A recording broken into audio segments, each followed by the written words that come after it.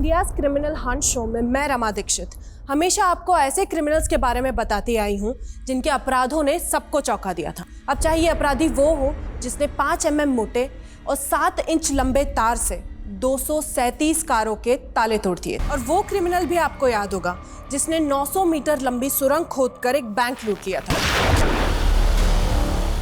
और वो क्रिमिनल भी कम नहीं था जिसको लूडो किंग कहते थे।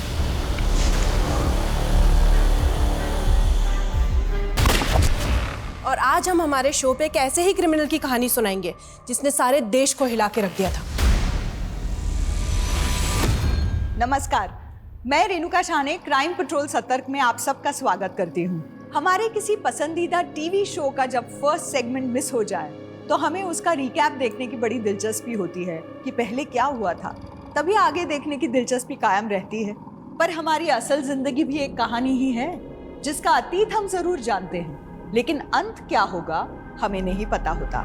लेकिन फिर भी हम अपनी योजनाओं के नए नए प्लॉट गढ़ते हैं, ऐसे ऐसे ब्रेक पॉइंट्स पड़ाव निर्धारित करते हैं और फिर सोचते हैं इसका क्लाइमैक्स एक हैप्पी एंडिंग से भरपूर होना चाहिए। ये कहानी हर घर की है, हर वर्ग की है, सपने और संघर्ष के हर उस ट्विस्ट और टर्न की है जो कभी हमें हंसा देता है, कभी हमें रुला देता है। लेकिन फिर भी हर जिंदगी का एक अलग काल चक्र होता है, एक अलग पृष्ठभूमि होती है, और इस केस की पृष्ठभूमि काल को भी चुनौती देने वाली थी।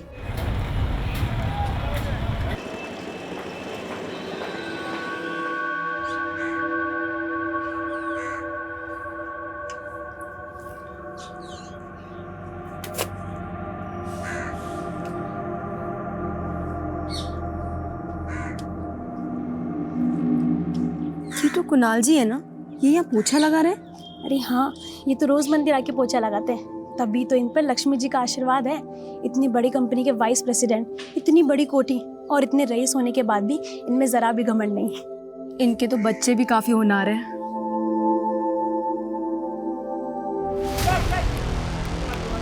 भाई ऊपर है।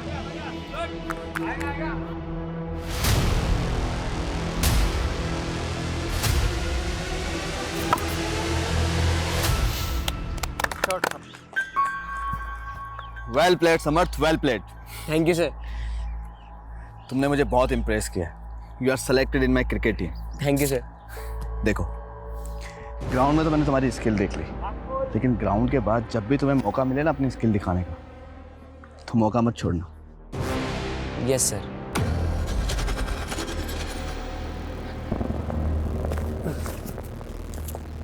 क्या हुआ समर्थ?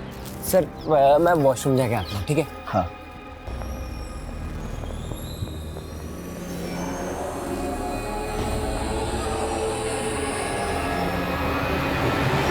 देख Deepti, one thing is clear, एक म्यान में 2 तलवार नहीं रह सकती। सो इट्स बेटर कि तू मेरे रास्ते में ना आए।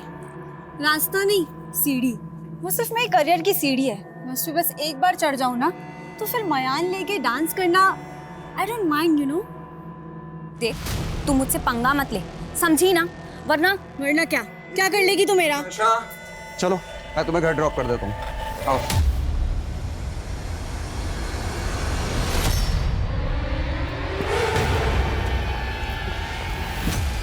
कोच का फेवरेट बनेगा, मेरी जगह लेगा।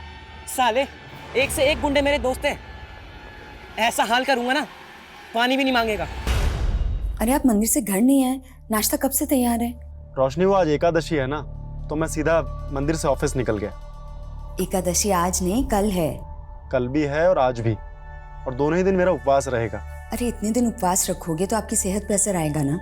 अच्छा चलो, अभी देर हो रही है, मुझे ऑफिस निकलना है। बाय। ठीक है।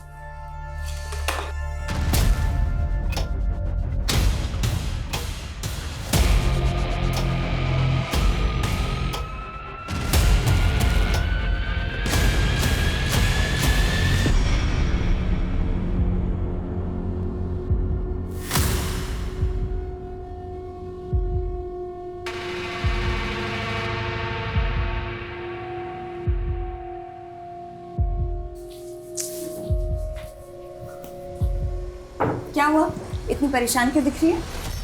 माँ, नर्वसनेस तो है, लेकिन एक्साइटेड भी हूँ। आपकी बेटी स्टार जो बनने वाली है। अच्छा। हाँ माँ, आपको पता है मुझे ना एक एल्बम में रोल मिला है, तो उसी के शूट के लिए कॉल आने वाला है। माँ मुझे ना आउट ऑफ टाउन जाना होगा, तो प्लीज़ पापा को कन्विंस कर लेना आप। कोई जरूरत नहीं है, और मैंने तुम्हें पहले भी मना किया था ना, ये मॉडलिंग नहीं चलेगी। पापा आप समर को क्रिकेटर बना सकते हो, तो मुझे मॉडलिंग क्यों नहीं करने देते? जब देखो तुम मेरे साथ सौतेला वाला बिहेव करते रहते हो। लेकिन मैं रुकूंगी नहीं, आप देखना, मैं शूट पे जरूर जाऊंगी। देखा, तुम्हारी वजह से बढ़ावा मिला है उसे। कैसे बात कर रही है मुझसे वो। अरे पर मैं दीप्ति दीप्ति दीप्ति अरे क्या हुआ समर? क्या हुआ? हाँ समर, क्या हुआ तुझे? बैठ। बैठ बैठ। क्या कैसे हुआ? लग- हाँ बेटा, ये सब ये चोट कैसे लगी है? बोल। हाँ ये सब कहाँ से?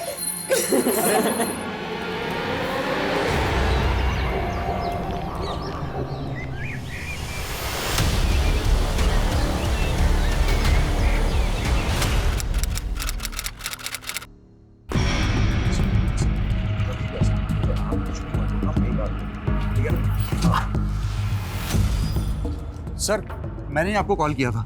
सर, मेरी स्टूडेंट दीप्ति और उसकी फैमिली यहीं पर रहती थी, लेकिन दीप्ति पिछले 1 महीने से कॉलेज नहीं आ रही थी, तो मैंने उसका मालूम करने के लिए यहाँ पर आया। लेकिन सर, मुझे यहाँ पर कुछ अजीब सा लग रहा है। मेन गेट खुला था और पुराने कुछ पेपर्स बिखरे हुए थे। सर, कुछ ना कुछ गड़बड़ है। ठीक, हम देखते हैं। हाँ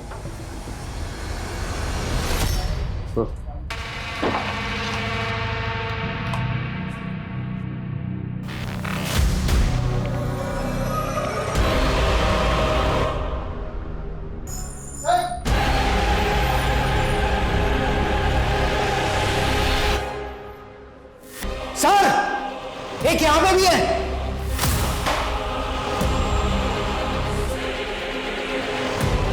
इतना बड़ा कांड हुआ इस घर में और पूरा। सर, घर में टोटल 5 लाशें हैं। 1 लाश ग्राउंड फ्लोर के बेडरूम में, एक लिविंग रूम में, एक किचन में और 2 फर्स्ट फ्लोर पे। घर में 5 कत्ल हुए। सिर्फ कत्ल ही नहीं हुए, लोगों को बुरी तरह से जलाया गया। पूरे घर को अच्छे से चेक करो, एक भी चीज छूटनी नहीं चाहिए। Okay sir. बात पड़ोसी से बात करते हैं। दीप्ति जिस कॉलेज में पढ़ती थी, मैं उसमें टीचर हूँ। उसका छोटा भाई सीसीपी के स्कूल में पढ़ता था। इस घर में दीप्ति के अलावा उसकी दादी और उसके माता पिता रहते थे। घर के अंदर 5 लाशें मिली हुई हैं जो बुरी तरह से जली हुई हैं। आप लोगों में से किसी ने कुछ देखा नहीं, कुछ सुना नहीं? नहीं सर, ये घर हमारे मोहल्ले से काफ़ी दूर है, तो हमें कोई आइडिया नहीं है क्या हुआ। दीप्ति के पेरेंट्स क्या करते थे? सर दीप्ति के पिता कुणाल जी एक बड़ी कंपनी में वाइस प्रेसिडेंट थे। उनकी वाइफ हाउसवाइफ थी और उनकी माँ ने तो कुछ महीने पहले ही मौन व्रत धारण किया था। उनकी माँ तो हमेशा भगवान के नाम जपती रहती थी सर।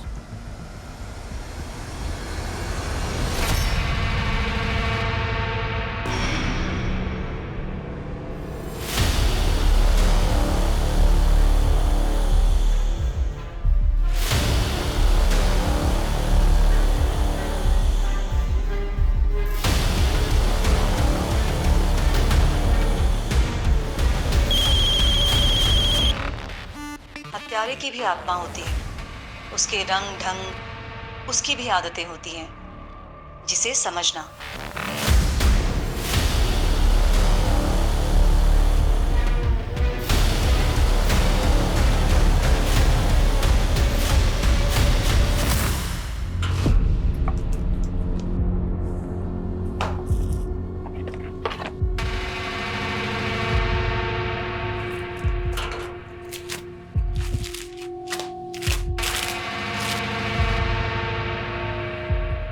सर, देख के तो ऐसे लग रहा है कि घर में लूटपाट की गई है। अजीब बात यह है कि घर में कहीं भी किसी भी मेंबर का फोटो नहीं है और एल्बम से फोटो भी गायब है। अगर ये सारे कत्ल लूट के इरादे से किए गए हैं तो सवाल ये है कि एल्बम से फोटो किसने गायब किए, और दूसरी बात, मारने के बाद लाशों को इतनी बुरी तरह से जलाया क्यों गया? 5 कत्ल हुए हैं और मरने वालों की फोटो गायब है। कुछ तो अजीब हुआ इसका। दुनिया में कई लोग मर के भी अमर हो जाते हैं। उनकी यादें और विचार ही नहीं, उनकी तस्वीरें और मूर्तियां भी प्रदर्शनियों की शान बन जाती हैं। लेकिन ये कातिल कौन था जिसने मरने वालों का अस्तित्व ही नहीं, उनके स्मृति चिन्ह भी गायब कर दिए थे? ये कातिल की सनक थी या कोई योजना जिसने मरने वालों के फोटोज भी गायब कर दिए? और मीडिया ने पुलिस पर इतना प्रेशर डाल दिया कि वो अंधेरे में तीर छोड़ने लगी। इलाके के कई लुटेरे गिरोह और हिस्ट्री शीटर से सलाखें भरने लगी। पुलिस की लाठियां गरजती रही। टीवी की खबरों और अखबारों की सुर्खियों ने इस केस को एक ऐसा फिल्मी ट्रेलर और टीजर बना दिया कि मानो लगने लगा ये दशक का सबसे बड़ा केस था। जी सर, आई नो सर कि जुर्म बहुत संगीन है। सर हम कातिलों को ढूंढने की पूरी कोशिश कर रहे हैं एंड आई अश्योर यू कातिल जो भी है बहुत जल्द सलाखों के पीछे होगा। ओके सर, जय। एसपी सर ने 2 हफ्ते का वक्त दिया और इन 14 दिनों के अंदर अंदर हमें शर्मा फैमिली के कातिलों को ढूंढकर सलाखों के पीछे डालना है। हम यहाँ कातिलों को ढूंढ रहे हैं सर, लेकिन मीडिया ने इस केस को मास सुसाइड का रंग दे दिया।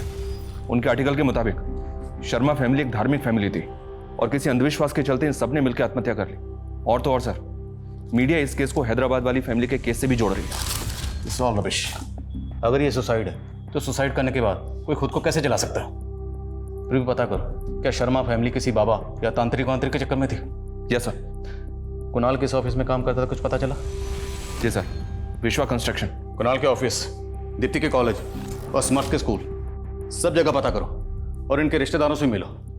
अभी तक इन 5 विक्टिम में से हमारे पास किसी की तस्वीर तक नहीं। गाइस लग जाओ, let's crack this case. Yes sir. इतना चुप चुप क्यों है? ऐसा लग रहा है डेट पे नहीं ध्यान शिविर में आए।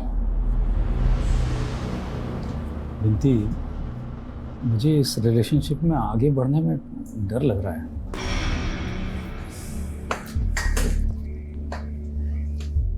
तुम्हें पता है तुमने 60 साल में शादी क्यों नहीं की? क्योंकि तुम अपने हर अफेयर से ऐसे दूर भागते रहे। लेकिन मैं तुम्हें कहीं नहीं जाने दूंगी। बिंती, तुम्हारी मेरी उम्र भी तो देखो। अरे ये तो अच्छी बात है ना कि तुम्हें इतनी जवान बीवी मिल रही है। इतनी प्रॉपर्टी, इतना जायदाद, मुझसे बेहतर कौन संभाल सकता है? हाँ ऐसे क्या देख रहे हैं जैसे कि मैं आपको चीट करके भागने वाली हूँ।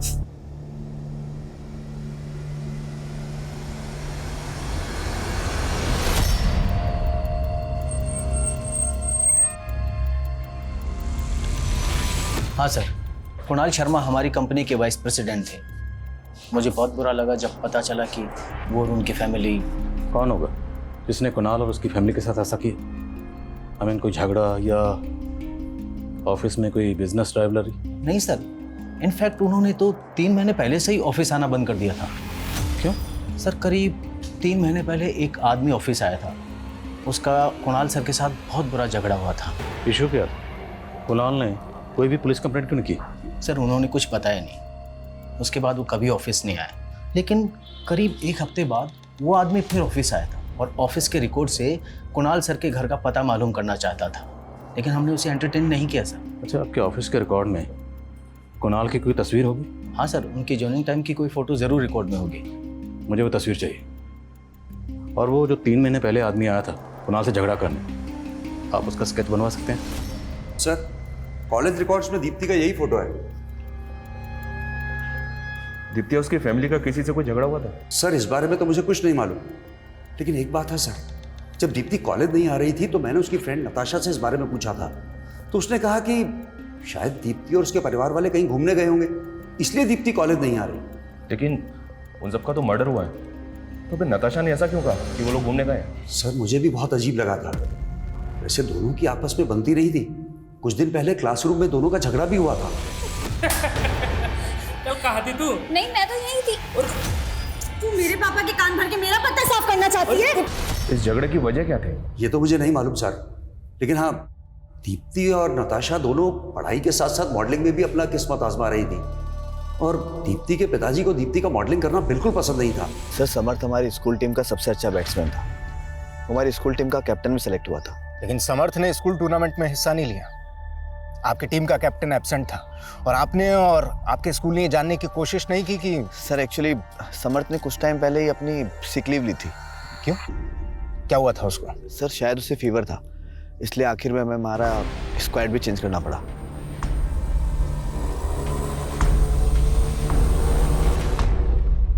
सर मेरे और दीप्ति के बीच में झगड़े होते रहते थे, लेकिन हम फिर भी अच्छे दोस्त थे, और दोस्तों में तो ये सब होता रहता है ना। लेकिन जब दीप्ति लगातार कॉलेज नहीं आ रही थी तो तुमने अपने टीचर से ऐसा क्यों बोला कि दीप्ति और उसकी फैमिली कहीं बाहर घूमने के लिए गए, जबकि ये तो पता ही होगा ना तुम्हें कि उन सब की लाशें मिली उनके घर में? सर मैंने ऐसा कुछ भी नहीं बोला कि वो लोग घूमने गए थे। तो तुम्हारे टीचर हमसे झूठ क्यों बोलेंगे? तुम्हारे टीचर ने हमसे यही कहा है कि तुमने ऐसा ही कहा होना है। नताशा कहीं ऐसा तो नहीं? कि तुम हमसे झूठ बोल रही हो? सर मैं आपसे झूठ नहीं बोल रही हूँ, और मुझे नहीं पता कि संदीप सर आपसे झूठ क्यों बोल रहे हैं। और नताशा कह रही है कि संदीप ने उस पर जानबूझ कर शक जताया था। सर मुझे ऐसा लग रहा है कि नताशा भी हमसे कुछ छुपा रही है, क्योंकि मैंने बाकी स्टूडेंट से बात की, उनके बयान से ऐसा लग रहा है कि दीप्ति और नताशा एक ही लड़के से प्यार करती हैं। Love triangle? May be sir, but वो लड़का कौन है ये पता नहीं चल रहा है। तो पता करो, क्योंकि प्यार मोहब्बत के चक्कर बड़े बड़े गुनाहों को जन्म देते हैं। हो सकता है शर्मा फैमिली का कत्ल भी इसी वजह से हो, और नताशा संदीप दोनों पर नजर को। हाँ सिंह। सर ये उस आदमी का केस जिसने 3 महीने पहले कुणाल के साथ मारपीट की थी, और सर ये पूरी फैमिली मेंबर्स की पोस्टमार्टम रिपोर्ट भी आ गई। ठीक है Manish sir, look at this report. Postmortem report के मुताबिक शर्मा फैमिली के सभी मेंबर्स का कत्ल लाश मिलने के 1 महीने पहले हो चुका था। इसका मतलब सर उस घर में 1 महीने से लाशें पड़ी हुई थी और किसी को कुछ पता नहीं चला, यहाँ तक कि नेबर्स को भी नहीं। उनको भी तब पता चला कि जब दीप्ति के टीचर ने वहाँ पे आके इन्फॉर्म किया। सर कहीं ऐसा तो नहीं कि नेबर्स भी हमसे कुछ छुपा रहे हैं? मुमकिन है, क्योंकि यहाँ मर्डर्स नहीं, सबको शूट किया गया, पूरी तरह से जलाया गया। अब इतना तो साफ है, ये मास सुसाइड तो नहीं, और ना ही इन मौतों की वजह कोई अंधविश्वास है। These are all murders, brutal murders. इस फैमिली का किसी तांत्रिक बाबा से भी कोई कनेक्शन नहीं मिला है। ऐसा कौन हो सकता है सर, जिसने इन सबको इतनी बुरी तरह से जला के मार दिया, इनके फोटो तक वहां से गायब कर दिए? कातिल जो भी उसे ढूंढना तो है, और हम ढूंढेंगे उसे। नाक की लंबाई 13 सेंटीमीटर ही रहेगी, लेकिन ऊपर का होठ नीचे के होठ से 10% कम मोटा होगा। अगर आपको मुझसे शादी नहीं करनी थी तो मेरे करीब क्यों आए? मैंने अपना सब कुछ सौंप दिया और आप ऐसी शादी करने से मना कर रहे हैं। बिनती देख, मैं तुम्हारा दिल नहीं दुखाना चाहता हूँ, बात ये है कि कौन है? सर कुणाल, दीप्ति और समर्थ के अलावा समर्थ की माँ की फोटो समर्थ के स्कूल से मिली है, लेकिन कुणाल की माँ उमा की फोटो कहीं से भी नहीं मिल रही। उनकी तस्वीर कहाँ से मिल सकती है? कुणाल का वो मकान पुश्तैनी मकान है, तो रजिस्टर्ड ऑफिस में कांटेक्ट करो, हो सकता है प्रॉपर्टी के रिकॉर्ड पेपर में उनकी तस्वीर मिल जाए। और रोशनी के एक मायके के बारे में कुछ पता चला? सर आस पड़ोस की 2 औरतों ने रोशनी के मायके के बारे में 2 अलग अलग स्टेटमेंट दिए हैं। रोशनी दीदी शायद आगरा की रहने वाली थी, लेकिन आगरा में कहाँ की ये नहीं मालूम। लेकिन रोशनी दीदी आगरा की कैसे हो सकती है? उन्होंने तो मुझे बोला था कि वो कानपुर की रहने वाली है। लेकिन रोशनी ने पड़ोसियों को 2 अलग अलग मायके के बारे में क्यों बताया होगा? सर समर्थ के स्कूल से पता चला है कि उसने सिक लीव ली थी, लेकिन मैंने शर्मा फैमिली के डॉक्टर से बात की तो उसने बताया कि उसे बुखार नहीं हुआ था, बल्कि वो सोडोमी का शिकार हुआ था। What?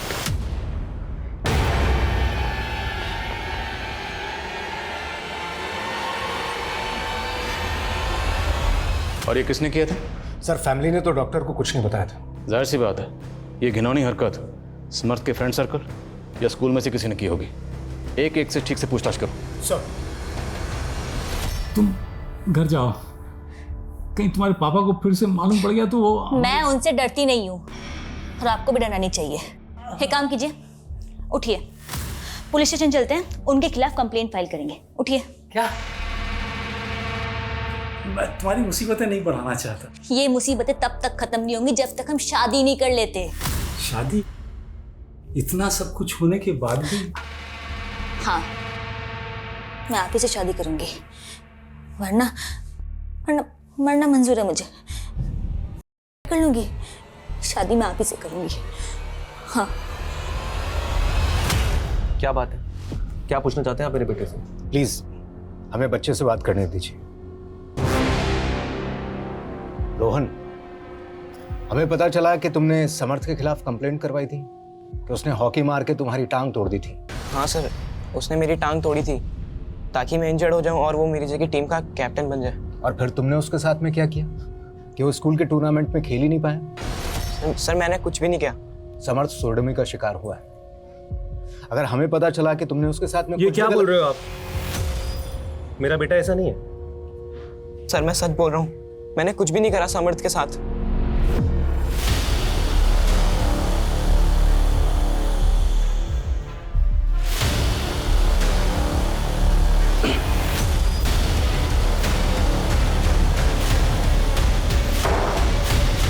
सर मैंने रोशनी के मायके का पता करने की कोशिश की थी, मैंने रोशनी की डिटेल्स कानपुर और आगरा पुलिस से शेयर की थी, तो आगरा के कांस्टेबल ने रोशनी को तुरंत आइडेंटिफाई किया। उसने बताया कि रोशनी पहले आगरा के एक नामी बिजनेसमैन विशाल की बीवी हुआ करती थी। और जी हाँ सर, तकरीबन 14 साल पहले रोशनी ने विशाल के ऊपर घरेलू हिंसा का आरोप लगाया था।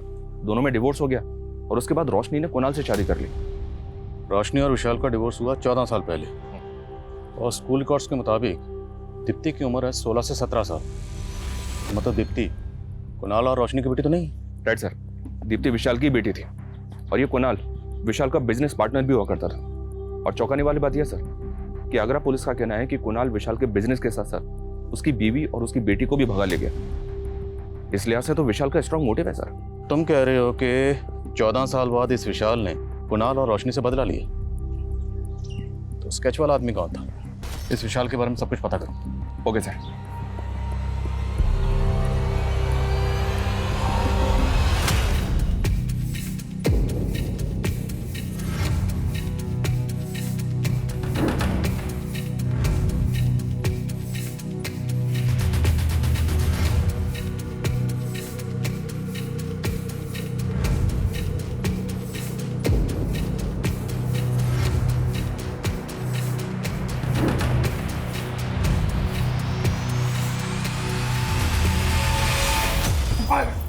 दीप्ति क्या कर रही हो? ओफो, शादी हुई हमारी, अब किस बात का डर? नहीं मैं वो जरा लगता है फर्स्ट नाइट की नर्वसनेस है, मैं भी दूर कर देती हूँ। Let's play a game. रोशनी का पहला पति विशाल आगरा से गायब है सर, इसका फोन में बंद है। तो क्या वाकई विशाल इस क्राइम में इन्वॉल्व है? मालूम करो ये कहाँ गायब है। जी सर। और एक बात, मैं रजिस्ट्रार से मिला तो पता चला कि कुणाल का घर 2 महीने पहले इसकी बीवी रोशनी के नाम पे हो गया। ये कैसे मुमकिन है? क्योंकि कुणाल का वो घर तो पुश्तैनी घर है, तो कुणाल की माँ के रहते हुए वो घर उसकी बीवी के नाम कैसे हो सकता है? इतना ही नहीं सर, वो घर फास्ट कैपिटल नाम की फाइनेंस कंपनी के पास गिरवी रखा हुआ है। रोशनी ने उस घर पे 50 लाख का मॉर्गेज लोन लिया था, वो पैसा उसके अकाउंट में आया और 3-4 दिन के बाद ये सारा पैसा विड्रॉ कर लिया गया। कहीं ये पूरी फैमिली किसी धोखाधड़ी का शिकार तो नहीं हुई? सर हमें सर समर्थ को किसने मॉलेस्ट किया था इसके बारे में तो कुछ पता नहीं चल रहा है, लेकिन इस कोच रावत का एक पुराना इतिहास पता चला है। 2 साल पहले ये गुड़गांव के गर्ल्स कॉलेज में कोच हुआ करता था। वहां पर कई लड़कियों ने इस पर मॉलेस्टेशन के चार्ज लगाए थे। बोल, चुप क्यों हो गए? सर मैंने कुछ नहीं किया सर। तूने क्या किया क्या नहीं किया, तेरा पूरा कच्चा चिट्ठा हमारे सामने है। सिर्फ समर्थ ही नहीं, तेरे स्कूल का एक और लड़का है रोहन, उसे भी तुमने कैप्टन बनाने का झांसा दिया था ना? सिर्फ ये 2 ही नहीं, और भी बच्चे होंगे। अब तेरे सारे कांड बाहर आएंगे। नहीं सर, रोहन झूठ बोल रहा है सर। बल्कि सर मैंने नहीं, रोहन ने समर्थ को मॉलिश किया है। निकला सर, निकला। तो रोहन के बारे में तुमने पहले क्यों नहीं बताया?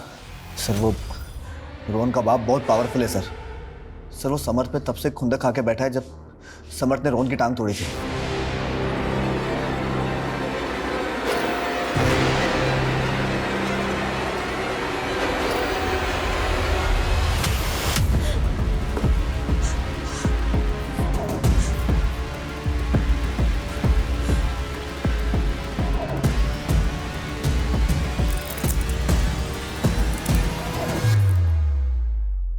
ऐसे क्या देख रहा है बुड्ढे?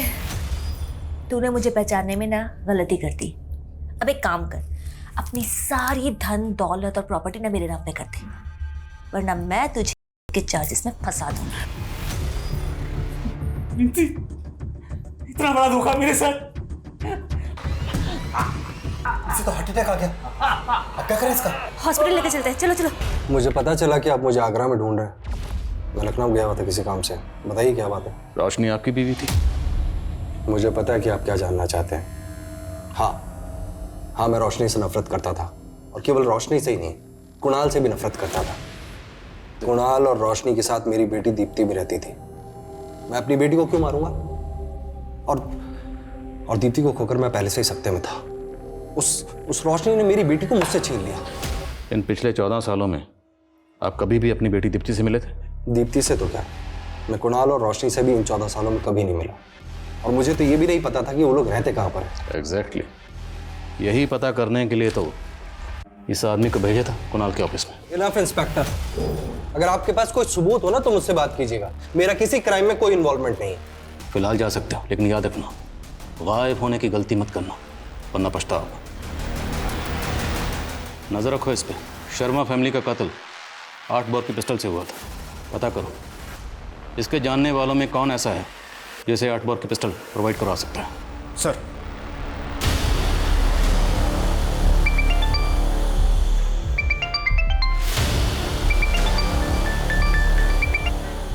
हाँ कर रहा हूं तुम्हारा काम। अभी फोन काटो, मेरा ध्यान टूटता है।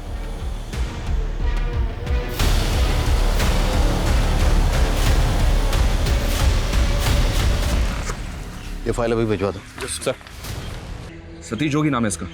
ड्रग पेडलिंग के जुर्म में अरेस्ट भी हो चुका है। सतीश जोगी कहाँ है आजकल?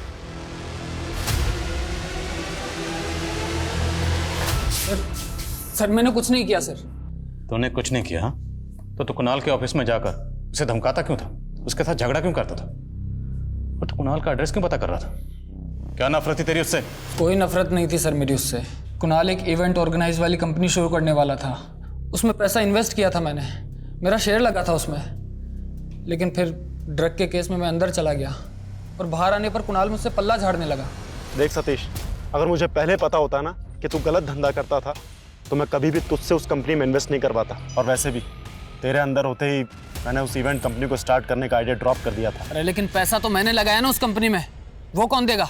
हाँ तो दे दूंगा, वैसे भी मैं पाप की कमाई नहीं रखता हूँ। कुणाल तेरे पैसे नहीं दे रहा था, इसलिए तूने कुणाल और उसकी पूरी फैमिली को। मैंने कुछ नहीं किया सर, मेरा यकीन कीजिए, मैंने कुछ भी नहीं किया। सर ये सतीश जोगी भी कुछ नहीं उगल रहा है। हाँ लेकिन ये बोल रहा है कि कुणाल इवेंट कंपनी खोलने वाला था। कुणाल विशाल का बिजनेस पार्टनर भी था और इतनी बड़ी कंपनी में वाइस प्रेसिडेंट था। फिर भी जब कुणाल ने अपना पुश्तैनी मकान अपनी बीवी रोशनी का नाम किया तो रोशनी ने वह मकान गिरवी रखा और 50 लाख का लोन उठाया। लोन की रकम गायब। ये सब कुछ बहुत अटपटा लग रहा है। सर, हम दीप्ति की दोस्त नताशा पर नजर बनाए हुए हैं। वो अक्सर इस योगेश नाम के लड़के से मिला करती है। सर, ये योगेश एक मॉडल कोऑर्डिनेटर है, साकेत में ऑफिस है इसका। पता चला है कि दीप्ति अक्सर इसके साकेत वाले ऑफिस में जाया करती थी। तो कैसे योगेश ने दीप्ति को झांसा दिया होगा? इस योगेश और नताशा की दोस्ती का क्या राज? सर, ये योगेश दीप्ति को अक्सर एक होटल में ले जाया करता है और इसके अलावा भी इसके कई लड़कियों से अफेयर।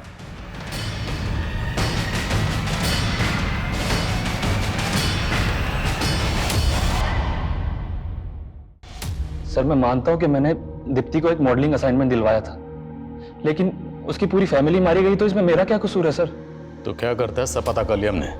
तो ये बता कि 16 सितंबर को दीप्ति को होटल में क्यों बुलाया था?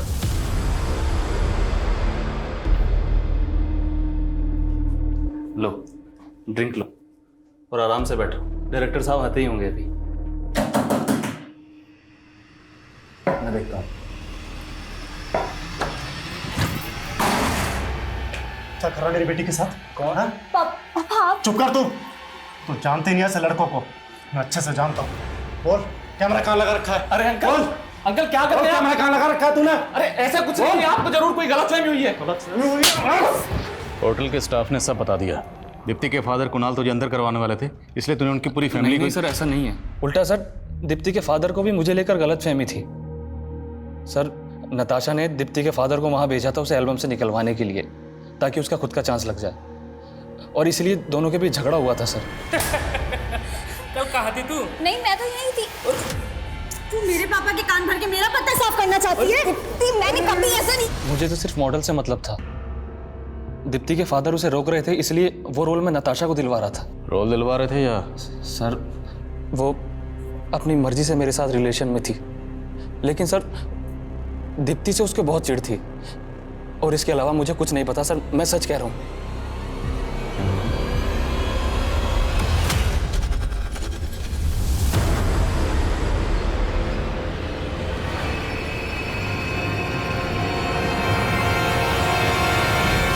ये योगेश बहुत पहुंची हुई चीज है सर, इसकी बात का भरोसा नहीं कर सकते। नताशा एक टीनेजर गर्ल है, इतना बड़ा कांड कैसे कर सकती है? इसकी उम्र पे मत जाओ। ये आजकल के टीनेजर बच्चे जेलसी वेलसी के चक्कर में किसी भी हद तक जा सकते हैं, मत भूलो। इसका गलत आदमी से कनेक्शन था और इसने अपने टीचर संदीप पे भी शक जताया था। सर, हमें हमारी खबरियों से इस हिस्ट्री शीटर तेजस्वी के बारे में मालूम चला है ये इलीगल आर्म डीलिंग के धंधे में आगरा का रहने वाला है। आगरा? विशाल भी आगरा का रहने वाला है। इन दोनों का आपस में कोई कनेक्शन? नहीं सर, अभी तक तो ऐसा कोई कनेक्शन सामने नहीं आया, लेकिन हमारी खबरें श्योर है वैसी पिस्टल ये तेजस्वी सप्लाई कर सकता है। और सर ये काफ़ी टाइम से अंडरग्राउंड भी है। पता करो कहाँ अंडरग्राउंड है। अब विशाल को बुलाओ, इस बार ज़रा उससे अच्छे से बातचीत करनी पड़ेगी। सर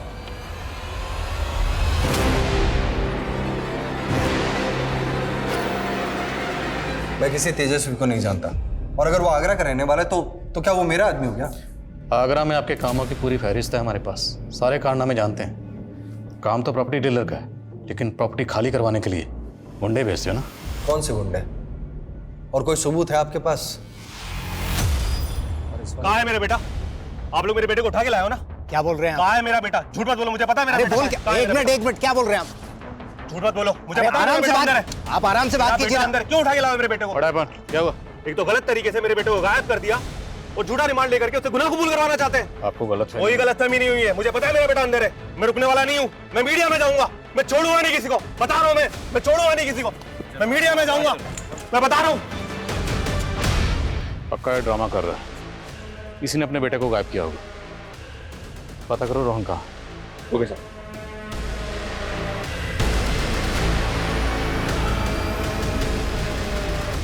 सर वो झूठे एलिगेशन लगा रहे हैं हम पे। सर मुझे तो शक है कि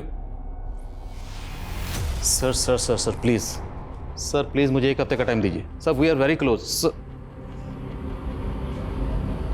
ओके सर, जय सर। सर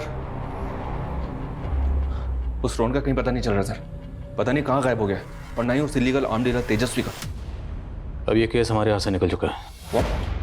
एसपी सर का फोन था, उनका कहना है कि अब इस केस को एसआईटी सॉल्व करेगी। We are no more in this case. इस केस की जांच के लिए सिर्फ एसआईटी का गठन ही नहीं हुआ, बाद में सेंट्रल इन्वेस्टिगेटिव एजेंसी भी इस केस में आई थी, लेकिन जांच का दायरा कभी नहीं बदला। पहली जांच में सामने आए सस्पेक्ट्स दूसरी और तीसरी जांच में बढ़ जरूर गए, लेकिन असली गुनहगार को कभी कोई जीरो डाउन नहीं कर पाया। धीरे धीरे ये केस बिना किसी नतीजे के ठंडे बस्ते में चला गया। ये केस साल 2000 में आया था और साल 2019-20 आते आते इस केस को हर कोई भूल चुका था, लेकिन इस केस को अब एक नई शोहरत मिलने वाली थी। जिस सरगर्मी से ये केस 20 साल पहले शुरू हुआ था, उतनी ही गर्मजोशी से इस केस का 20 साल बाद फिर से एक नया आगाज होने वाला था।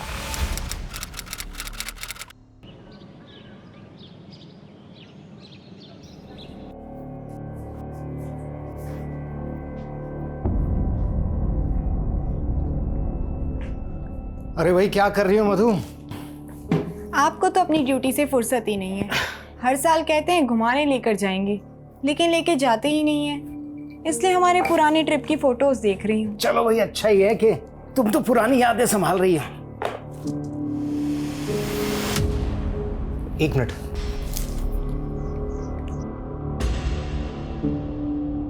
क्या हुआ? मधु, हम जैसलमेर तो 2002 में गए थे ना? हाँ, लेकिन हुआ क्या? कुछ नहीं, आके बताता हूँ।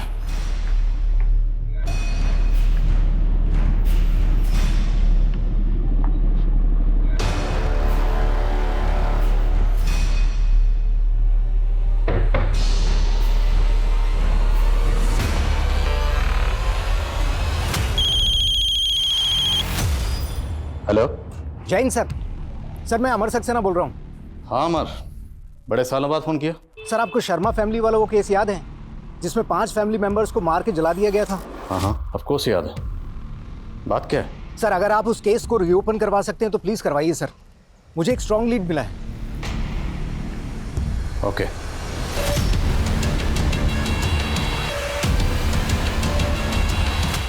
रमा, ये सरिता जी क्रिमिनल साइकोलॉजिस्ट हैं। इन्होंने इस केस पर बड़ी तफसील से काम किया। सर अब अगर ये हमारे शो में आएंगी तो हमारे शो की एनर्जी बिल्कुल अलग ही हो जाएगी। Hope so. लेकिन स्कल्प्टर सर, ये संतराज शब्दों को शक्ल देने में माहिर है। सरिता जी। सर मेरी ब्रीफिंग तैयार है। इस केस को स्टडी करने के बाद जितना मैं क्रिमिनल की मनोदशा को समझ पाई हूँ, उसके अकॉर्डिंग क्राइम करने के बाद वो अगर गायब भी हुआ होगा तो तकरीबन 50 किलोमीटर के दायरे में कहीं रह रहा होगा, और मौजूदा वक्त में वो कैसा दिखता है इसका भी मैंने ब्रीफ रेडी कर लिया। लेकिन आपके शब्दों को शक्ल देने के लिए मुझे वक्त लगेगा। आपके पास जो भी ब्रीफ तैयार है रिकॉर्ड करके दे दीजिए। जी। कितना वक्त लगेगा? कह नहीं सकता। कलाकार कल कल करते हुए सरिया बिता देता है और कलाकृति बनती नहीं। कलाकार साहब, आपके पास वक्त की कमी नहीं होगी, पर हम कानून के रखवाले हैं, हमें इंसाफ दिलाना होता है। ये शो अगले 14 दिनों में टेलीकास्ट होगा, तब तक सब कुछ क्लियर हो जाना चाहिए। जी। हम आज हमारे शो में पहली बार लाइव आकर एक क्रिमिनल की तलाश करने वाले हैं। ऐसा आज तक पहले किसी क्राइम शो में नहीं हुआ है। और हमारी आज की स्पेशल गेस्ट हैं क्रिमिनल साइकोलॉजिस्ट सरिता सचदेवा जी, जिन्होंने 20 साल पहले गायब हुए एक क्रिमिनल की ऐसी रुखरेखा तैयार करी है जिसे हमारे स्कल्प्टर संतराज जी ने एक मूर्ति में गढ़ा है। इसके पीछे उसी क्रिमिनल का चेहरा छुपा है जो 20 साल पहले हुए शर्मा फैमिली मर्डर केस का प्राइम सस्पेक्ट है।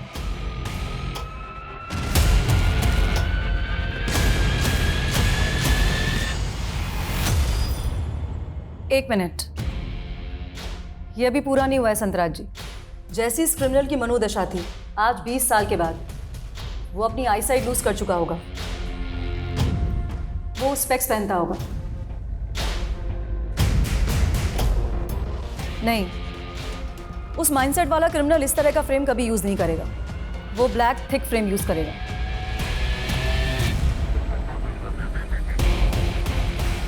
परफेक्ट।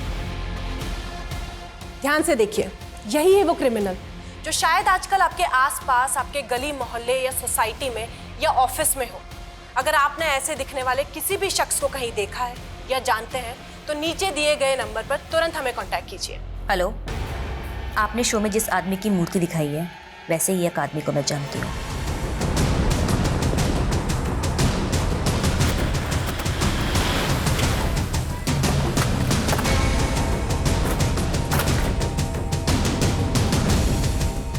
सर, वो धोखेबाज यही रहता है।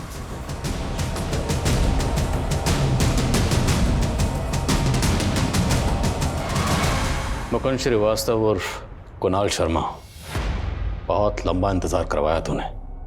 20 साल 20 साल पहले अगर डीएनए प्रोफाइलिंग कर पाना मुमकिन होता तो ये केस 20 साल तक अनसॉल्व ना रहता।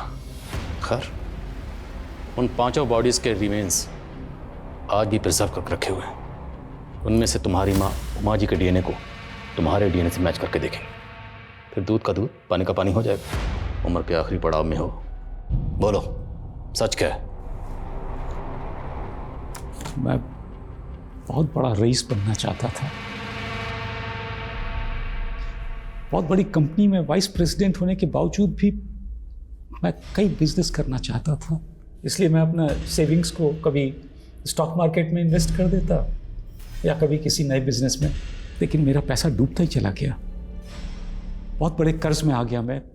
कहीं लेनदार मेरे कर्ज की वजह से मेरा घर ना हड़प लें, इसलिए घबरा कर मैं घर अपनी बीवी के नाम कर दिया मैंने। और तुम्हारी बीवी रोशनी ने उस घर को गिरवी रखकर 50 लाख का लोन लिया था। वो लोन की रकम कहाँ गई? उसी 50 लाख से मैंने अपना काफ़ी कर्ज चुकाया, लेकिन फिर भी काफ़ी कर्ज बचा रह गया। मैं बहुत तंग हो गया था। मैंने सोचा कहीं मेरी वजह से मेरे परिवार की खुशहाली न छिन जाए, वो सड़क पे ना आ जाए। तभी मैंने फैसला किया कि मैं अपने परिवार को मार दूं, तो कम से कम ऊपर वाला उन्हें स्वर्ग तो देगा। और उन्हें मारने के लिए तूने पिस्तौल तेजस्वी से खरीदी थी। मैं विशाल के साथ काम करता था, तभी मेरी मुलाकात तेजस्वी से हुई थी। हत्या से 15 दिन पहले तेजस्वी ने मेरे लिए पिस्तौल का इंतजाम किया था। फिर 15 दिन बाद तेजस्वी मुझसे पैसे लेने आने वाला था। मैंने तय किया कि उसी दिन मैं अपने परिवार को। तो तूने अपनी जगह तेजस्वी को मार दी। जगह जगह मैं बहुत भटका। आखिरकार मैंने अपनी नई पहचान बना ली, मुकुंद श्रीवास्तव। मैंने एक छोटी सी नौकरी पकड़ी और साइड में अपना बिजनेस शुरू कर दिया। वहीं से मेरी किस्मत का चक्का चल पड़ा। लेकिन मैं अकेला था। विनती आई, मेरी पत्नी, लेकिन उसे मुझसे नहीं मेरी दौलत से प्यार था, इसलिए मुझे पकड़वाया। बहुत कमीनी थी वो। सबसे बड़ा कमीना तो तू है। कमीना और खुदगर्ज जिसने अपनी पूरी फैमिली को मार दिया, अपनी बीवी को, अपने छोटे छोटे बच्चों को, यहाँ तक कि अपनी माँ को भी सिर्फ मारा ही नहीं, उन्हें पूरी तरह से जला दिया। तेरे पाप जितने घिनौने हैं ना, तुझे नर्क से भी धक्के मारकर बाहर निकाला जाएगा।